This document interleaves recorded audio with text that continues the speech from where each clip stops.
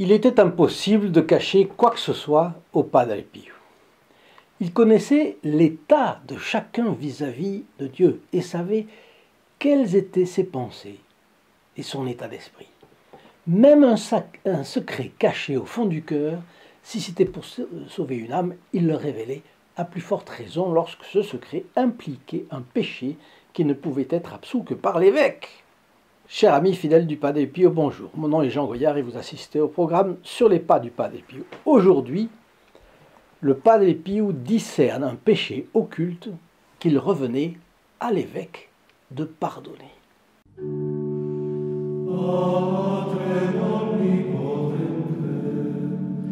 À ceux qui n'ont pas l'habitude d'écouter la chaîne Sur les pas du Padre Pio, je rappelle qu'ils peuvent gratuitement recevoir ces photographies du Padre Pio ainsi que ce calendrier de l'année 2023 placé sous le patronage du Sacré-Cœur et de notre bon capucin.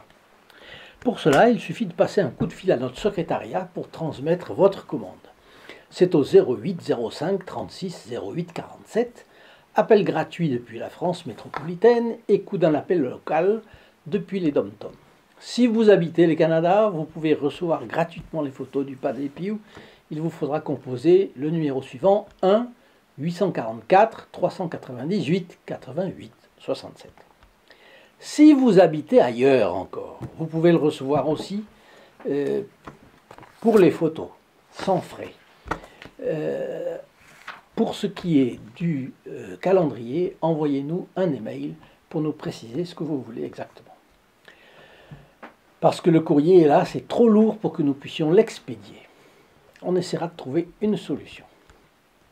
Alors Giovanni Castellana habitait Belmonte Mezzaglio, dans la province de Palerme, donc il est sicilien.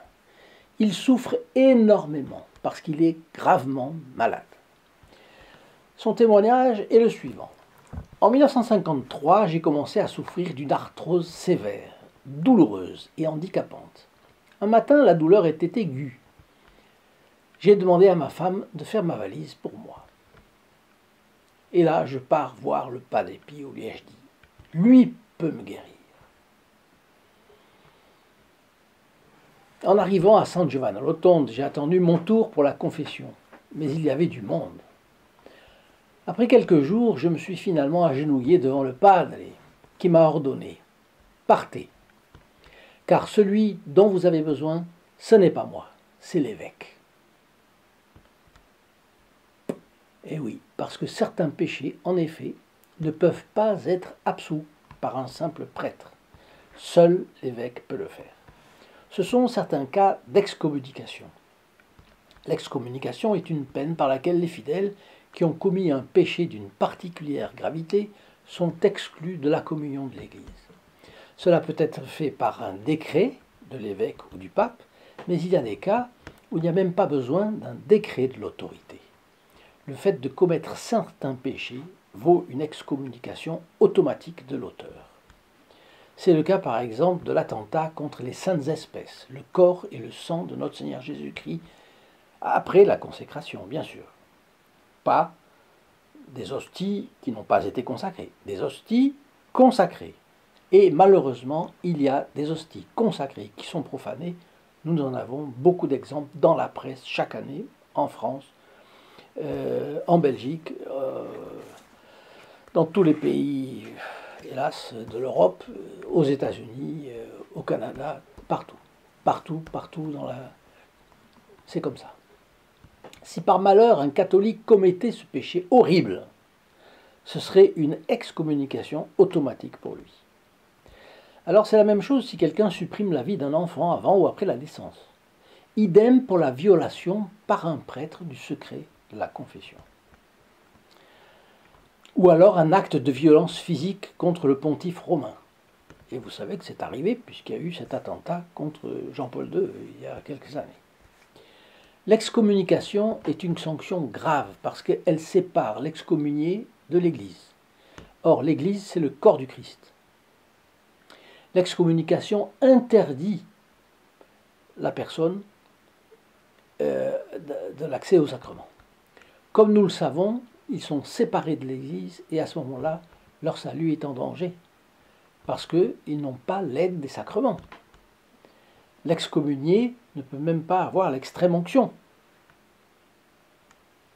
Vous allez dire, non, mais c'est trop sévère. Non, parce que ce sont des crimes si élevés, si graves, qu'il faut la sanction automatique sans qu'un homme n'intervienne. C'est comme ça tombe.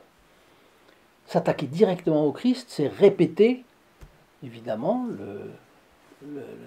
l'assassinat de notre Seigneur sur la croix.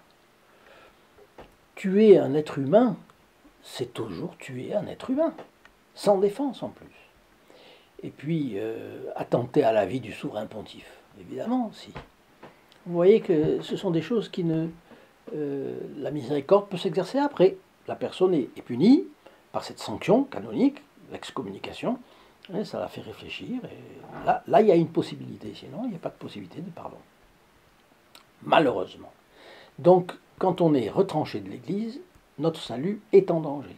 Parce que sans l'aide des sacrements, aucun humain ne peut rester dans la grâce de Dieu, ni jouir de son amitié. L'excommunication doit impérativement être levée par l'évêque, ou, si le cas est réservé au pape, par ce dernier. Alors, dans ce cas-là, dans ce dernier cas, il faut aller rencontrer à la basilique Sainte-Marie Majeure, à Rome, l'un des confesseurs dominicains qui ont le pouvoir de lever ce genre de sanction au nom du pape. La personne doit bien entendu être dûment repentie et se confesser. Ça va de soi. Alors, pour que son âme soit guérie, notre Sicilien Giovanni Castellana devait donc se rendre auprès de l'évêque. Et il continue son récit. J'ai vite découvert dans ma conscience ce dont il s'agissait, chose que le Padre Pio avait mystérieusement découverte. C'était un péché grave qui nécessitait l'absolution de l'évêque. Je suis parti à l'évêché sans attendre. J'ai été reçu par Monseigneur Andrea Cesarano, évêque de Manfredonia, dont dépend San Giovanni Rotondo, qui, dès qu'il a entendu que je voulais me confesser, a compris que j'avais été voir le Padre Pio, et que c'était le Padre Pio qui m'avait envoyé à lui. Il m'a confessé, il m'a donné l'absolution. Une fois confessé, notre ami sicilien était pur dans son âme. C'était le principal, vous me direz. Oui, mais il souffrait. Et ses douleurs continuaient de le consumer à petit feu. Et il raconte la chose suivante. Je suis retourné à San Giovanni Rotondo et j'ai attendu afin que le Padre Pio termine ma confession. M'ayant vu de loin, le Padre Pio s'est exclamé à haute voix. « Inutile pour vous d'attendre. Vous avez déjà fait votre confession. » Mais j'étais venu le voir dans le but qu'il me guérisse. Et je n'avais même plus la possibilité de le lui demander. Alors, que faire? Je réfléchissais à tout cela quand mes douleurs se sont soudainement évanouies. Et quand je suis rentré chez moi, en Sicile, l'arthrose m'avait quitté. Quelle jolie histoire qui nous montre la miséricorde du bon Dieu. Il avait fait un péché dont il n'est pas question là. Il a fait un péché. Non seulement c'était un péché mortel, mais en plus, c'était un péché réservé à l'évêque. Eh bien, non seulement il est guéri de l'âme, mais il est guéri du corps. Et ça fait penser une fois de plus aux évangiles. Notre Seigneur qui dit « Va, tes péchés te sont pardonnés ». Et il a fait les deux choses ensemble. Il a guéri l'âme du paralytique et il l'a guéri physiquement. Combien de personnes aujourd'hui commettent des péchés qui nécessitent l'absolution de l'évêque? On peut se poser la question. Ils sont gravement malades de l'âme. Parfois, on a oublié la cause, ou ils considèrent cela comme négligeable. La cause négligeable. Et ils continuent à vivre dans le péché avec des conséquences spirituelles considérables, mais aussi combien de conséquences physiques, psychologiques, voire psychiatriques. Rappelez-vous que les psychiatres sont pris d'assaut aujourd'hui. Il n'y a plus de gens dans les confessionnaux, mais il y a les gens chez les psychiatres. Et vous croyez que ça les arrange? Ça peut les arranger comme de l'aspirine peut faire passer certains troubles de rhume. Donc n'oublions pas de prier pour les âmes des pécheurs, comme Notre-Dame de Fatima l'a demandé aux 3 petits voyants, ou encore Notre-Dame de la Salette à Maximin et à Mélanie. Il ne suffit pas d'aller se confesser, il faut parfois se repentir du péché spécialement grave et de prier l'évêque de rétablir les liens qui nous rattacheront à la Sainte Église, hors de laquelle, vous le savez, il n'y a pas de salut possible. Alors je vous demande de ne pas oublier de partager cette vidéo, de me donner vos commentaires et d'ajouter votre like. Et je vous dis à très bientôt. Au revoir. In nome del Padre, del Figliolo e dello Spirito Santo, e così sia. Sia lodato Gesù e Maria, e